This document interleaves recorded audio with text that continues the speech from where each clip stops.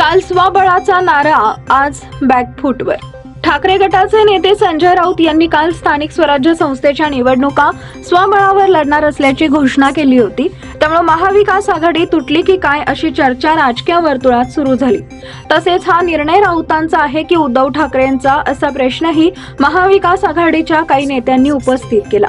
दरम्यान आता राऊत यांनी या संदर्भात स्पष्टीकरण दिलंय. राऊत यांनी आज माध्यमांशी संवाद साधला. यावेळी त्यांना त्यांच्या कालच्या विधानाबाबत विचारण्यात आले. या संदर्भात बोलताना महाविकास आघाडी तुटली असं मी कधीच म्हणलो नव्हतो. स्थानिक स्वराज्य संस्थेच्या निवडणुकीत स्वबळावर लढाव्यात अशी कार्यकर्त्यांची भावना आहे, ते मी बोलून दाखवली, अशी प्रतिक्रिया त्यांनी दिली आहे. उद्धव ठाकरे पक्षाचे प्रमुख आहेत, ते सर्वांशी चर्चा करत असतात. मी काल फक्त एवढंच म्हणलं होतं की लोकसभेसाठी आम्ही इंडिया आघाडी बनवली, विधानसभेसाठी आम्ही महाविकास आघाडी बनवली, पण स्थानिक स्वराज्य संस्थेची निवडणूक ही कार्यकर्त्यांची निवडणूक असते.